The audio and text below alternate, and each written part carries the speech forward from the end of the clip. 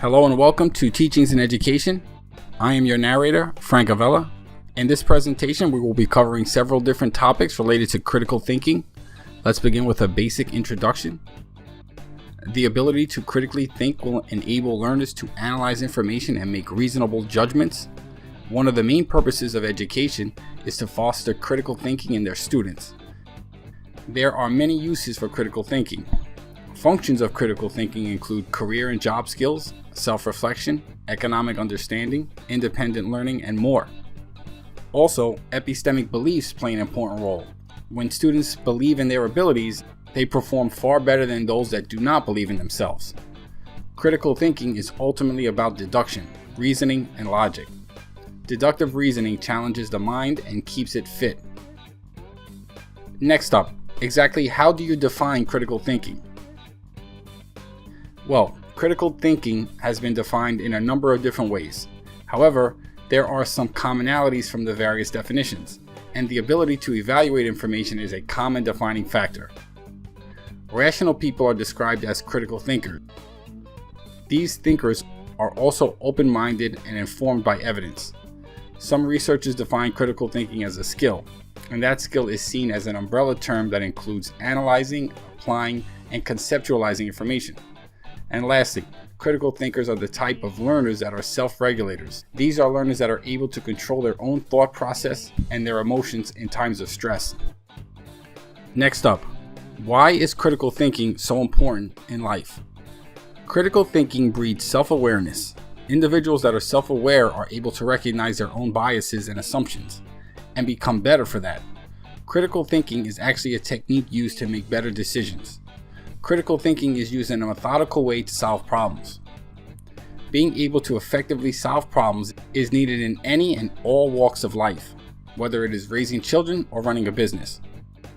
Learners that have mastered the ability to critically think are much more likely to have career success as well. Before we get deep into this, I want to take a quick break and ask that you please subscribe to this channel. Don't forget to hit the thumbs up button and check the description below for resources on critical thinking. Now, let's get back to it and look at the different forms of critical thinking. Critical thinking may take on three different forms. The first form is verbal reasoning, which is the ability to detect persuasive or manipulative techniques found in oral and written language. Next is probabilistic reasoning. For example, a person should know that there is a 1 in 6 chance of rolling 4 when using a single die, and that hitting the Mega Millions lottery is near impossible. The third form is scientific reasoning, which is being able to judge how valuable and reliable data is in relation to the area of study. Next, we'll take a look at instruction in critical thinking. Educators must aim to foster critical thinking in their students. Teachers should instill a degree of intellectual skepticism in their learners. These learners must constantly question the legitimacy of information. When building lesson objectives or creating classroom activities, use Bloom's taxonomy to ensure higher order thinking skills are integrated. Learners should also be assessed and evaluated on their ability to master content through questions based on high degree of cognitive rigor. Argument analysis tasks, for example, align to critical thinking activities. This goes back to the intellectual skepticism previously mentioned. Next, let's take a look at some actual examples of critical thinking in the classroom. Having classroom debates is one way to increase critical thinking in your students, but it also builds teamwork and presentation skills. Another lesson is to have students come up with their own ideas for an invention, then create that invention, and lastly, market that invention to the classroom. Think, Pair, Share is simultaneously an assessment and an activity. Students compare and contrast, make judgments on what's correct and what's not acceptable.